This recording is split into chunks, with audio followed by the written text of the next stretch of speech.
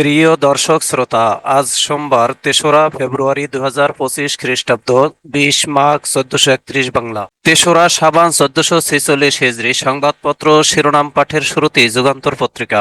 যুগান্তর পত্রিকায় শিরোনাম করা হয়েছে, ঘুম হারাম এলাকাবাসীর, কামরাঙ্গীরচরের ত্রাস হাজী মনির বাহিনী, মাসে কোটি টাকার চাঁদাবাজি, স্কুল কলেজ মসজিদ ও সমিতির কমিটি দখল, হাট বাজার মেলা নৌকাঘাট কলকারখানা ভবন মালিক সহ বিভিন্ন শ্রেণী পেশার মানুষকে জিম্মি করে চাঁদাবাজি জড়িত বিএনপি নেতা। অনুসন্ধানী প্রতিবেদন। সুনির্দিষ্ট অভিযোগ পেলে তার বিরুদ্ধে কঠোর ব্যবস্থা নেব আহ্বায়ক, ঢাকা মহানগর দক্ষিণ বিএনপি বলছেন। সংস্কার দীর্ঘায়িত হলে সংকটে পড়বে দেশ, কর্মশালায় তারেক রহমান বলছেন। বারবার কেন রাস্তায় নামতে হচ্ছে, জুলাই বিপ্লবে আহতদের ক্ষোভ হতাশা। শনিবার রাতের তৃতীয় দফায় রাস্তায় নামেন তারা। রোববার বিকালে এক পক্ষ হাসপাতালে ফিরে গেল, দাবিতে অন্য পক্ষ।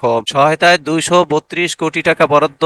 এ সপ্তাহের মধ্যে জুলাই গণঅভ্যুত্থান অধিদপ্তর মুক্তিযুদ্ধ বিষয়ক উপদেষ্টা বলেছেন। জড়িতদের শাস্তি নিশ্চিত করার আহ্বান। হেফাজতে যুবদল নেতার মৃত্যু, পরিবারের সদস্যদের সঙ্গে সেনা প্রতিনিধি দলের বৈঠক। শর্ত ভেঙে এলএনজি-তে ৫০০ কোটি টাকা ভর্তুকি কমানোর ইস্যুতে আইএমএফ এর সঙ্গে বাড়ছে দূরত্ব।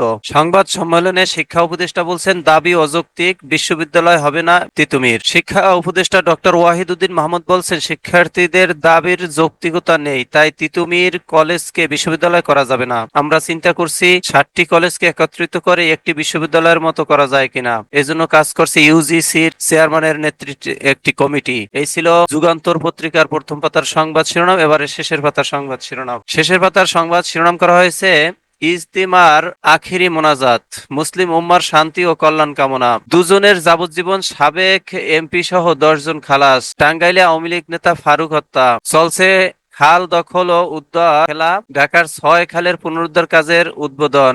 লাল গালিচা হেঁটে খাল পুনরুদ্ধার কাজের উদ্বোধন করেন ৩ উপদেষ্টা। এ নিয়ে সামাজিক মাধ্যমে সমালোচনা। বিএনপির ২ ও জামাতের ১ প্রার্থী মাঠে, ফরিদপুর ৩ আসনে।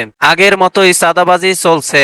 বাজার সিন্ডিকেট নিয়ে সাজিশ। শাহজাহান খান ও স্ত্রী পুত্রের বিরুদ্ধে মামলা। বিপুল অবৈধ সম্পদ। শত কোটি টাকা পানিতে, ময়মনসিংহ গীতিকার নরসুন্দা নদী। ইসি সুষ্ঠু ভোটের অঙ্গীকার নিয়ে কাজ করছে, সানাউল্লাহ বলেছেন। ভ্যান চালককে বেঁধে পেটালেন ম্যাজিস্ট্রেট। রাজবাড়ীতে শ্বশুরবাড়ি যাওয়ার পথে কুকুরের তাড়া খেয়ে মালিক হিসাবে এক ভ্যান চালককে পুলিশ দিয়ে কার্যালয়ে ডেকে এনে পেটানোর অভিযোগ উঠেছে একজন সিনিয়র জুডিশিয়াল ম্যাজিস্ট্রেটের বিরুদ্ধে। শনিবার জেলা আদালতের একটি কক্ষে নির্মম নির্যাতনে আহত মোহাম্মদ আফজাল খা, বয়স ৩০, এখন রাজবাড়ী সদর হাসপাতালে চিকিৎসাধীন। এই ঘটনায় তিনি রাজবাড়ী সদর থানায় ওই ম্যাজিস্ট্রেটের বিরুদ্ধে লিখিত অভিযোগ দিয়েছেন। সংসদ ভবন সংস্কারের প্রয়োজন ৩০০ কোটি টাকা। হাসিনার পতনের পর ভাঙচুরে লন্ডভন্ড, অধিবেশন না থাকায় বরাদ্দ প্রত্যাহার, অপেক্ষা নতুন বাজেটের। এই ছিল যুগান্তর পত্রিকার শিরোনাম। এবারে ইত্তেফাক। দৈনিক ইত্তেফাকে শিরোনাম করা হয়েছে, বিশ্ব ইজতেমার প্রথম পর্বের মোনাজাত, দুনিয়া ও আখিরাতের শান্তি কামনা।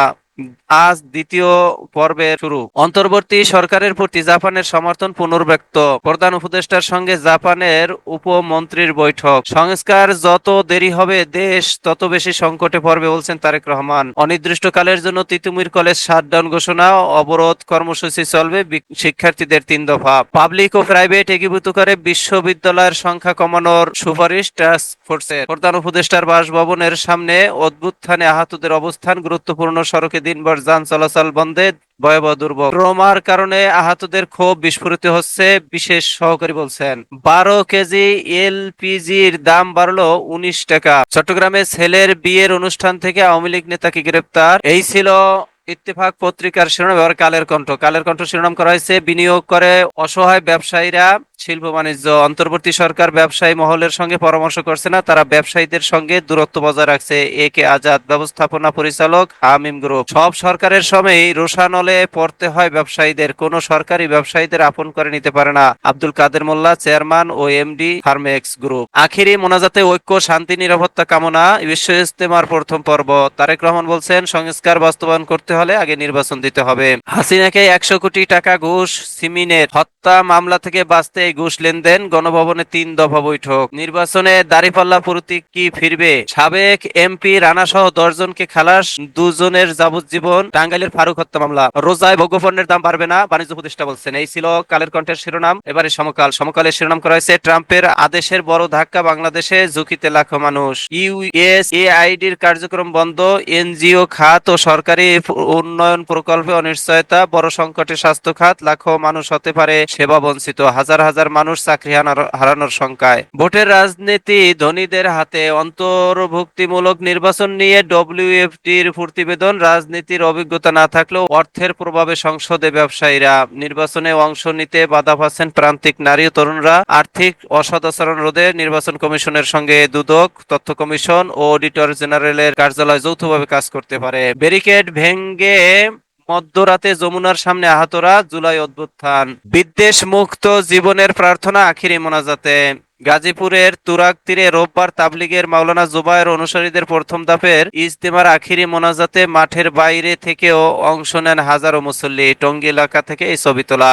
বাণিজ্য বিনিয়োগে নতুন দ্বার খুলতে পারে বাংলাদেশের, শুল্ক নিয়ে যুক্তরাষ্ট্র, চীন, কানাডার লড়াই, বাংলাদেশি পণ্য দামে সাশ্রয়ী, খোরশেদ আলম, পরিচালক, বিটিএমএ। এই ছিল সমকাল পত্রিকার শিরোনাম। এবারে মানবকণ্ঠ শিরোনাম করা হয়েছে ক্ষমা প্রার্থনা, তুরাগ তীরে আখিরি মোনাজাতে মুসলিম উম্মার কল্যাণ কামনা, যানবাহন সংকটে মানুষের দুর্ভোগ, ইজতিমার প্রথম পর্বের দ্বিতীয় ধাপ শুরু আজ, ড্রোন আশ্রে পড়ায় ছুটোছুটি, আহত শতাধিক, ইজতিমা শেষে ট্রেনে ঝুঁকি নিয়ে বাড়ি ফিরছেন মুসল্লিরা, ছাত্র রাজনীতি নিষিদ্ধের সুপারিশ, সরকারি বেসরকারি বিশ্ববিদ্যালয়, সব সরকারি বেসরকারি বিশ্ববিদ্যালয়ে একক ভর্তি পরীক্ষার সুপারিশ করা হয়েছে। এই পরীক্ষার প্রণালী তৈরি করা হবে আন্তর্জাতিকভাবে স্বীকৃত এটি ও এজিআই এর উপর ভিত্তি করে।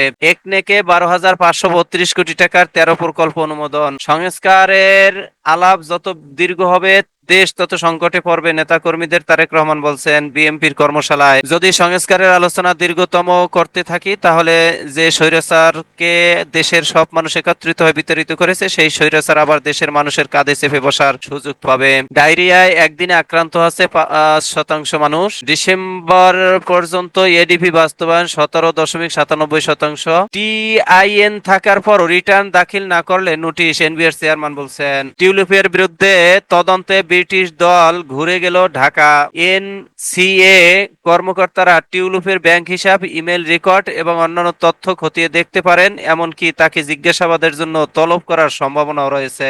এই ছিল মানবকণ্ঠের শিরোনাম। এবারে সময়ের আলো শিরোনাম করেছে আমিন আমিন ধ্বনিতে প্রকম্পিত তুরাগ তীর, 10 কিলোমিটার হেঁটে এসে মোনাজাতে অংশ নেয় অনেক মুসল্লি। সংস্কারের ফাঁকে ভোটের প্রস্তুতি, জামাতের পরিকল্পনায় 300 আসন চূড়ান্ত করা হচ্ছে, আসন ভিত্তিক প্রার্থী তালিকা, এলাকায় তৎপরতা বাড়িয়েছেন সম্ভাব্য প্রার্থীরা, জামাত কিভাবে নির্বাচন করবে তা ভোটের আগে সিদ্ধান্ত হবে, এখন গ্রাউন্ড ওয়ার্ক করছি।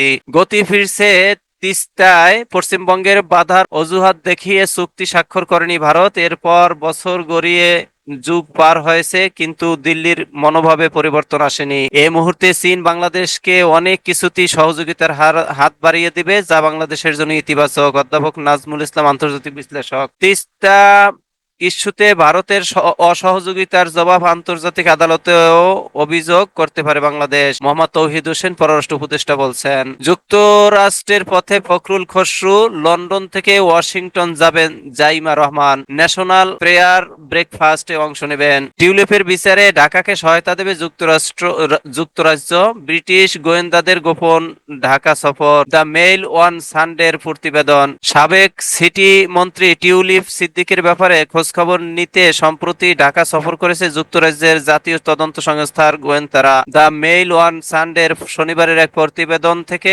জানা গেছে বাংলাদেশের দুর্নীতি তদন্তকারীদের সঙ্গে একটি গোপন বৈঠক করতে ঢাকায় এসেছিলেন তারা। সূত্রের বরাতে প্রতিবেদনে দাবি করা হয়েছে টিউলিপের দুর্নীতি তদন্তের মধ্য দিয়ে তাকে বিচারের আওতায় নিতে ঢাকাকে সহায়তা দেবে যুক্তরাজ্য, তবে ব্রিটিশ কর্তৃপক্ষ বিষয়টি আনুষ্ঠানিকভাবে তা নিশ্চিত করেনি। দাবির শহর ঢাকা, স্থবির জনজীবন, গুরুত্ব গুরুত্বপূর্ণ এলাকাগুলোতে সভা সমাবেশ নিষিদ্ধের দাবি ভুক্তভোগীদের। আজীবন চিকিৎসা বিবেচনাধীন জুলাই অভ্যুত্থানে আহতদের নিয়ে ত্রাণ উপদেষ্টা বলছেন, এ সপ্তাহের মধ্যেই অধিদপ্তরের অধীনে নীতিমালা হবে। রাজধানীর শ্যামলী পঙ্গু হাসপাতালের সামনে রোববার রাষ্ট্রীয় স্বীকৃতি পুনর্বাসন সুচিকিৎসার দাবিতে সড়ক অবরোধ করেন জুলাই অভ্যুত্থানের আহতরা। এই ছিল সময়ের আলোর শিরোনাম। এবারে আজকালের খবর। আজকালের খবর শিরোনাম করা হয়েছে, জানুয়ারিতে রেমিটেন্স এলো 26,500 কোটি টাকা। তীব্র যানজটে ভোগান্তি রাজধানীবাসীর, দিনভর কয়েকটি স্থানে অবরোধ বিক্ষোভ। আমিন আমিন ধ্বনিতে মুখরিত তুরাগ তীর, আখিরি মোনাজাতে শেষ বিশ্ব ইজতেমার প্রথম পর্ব।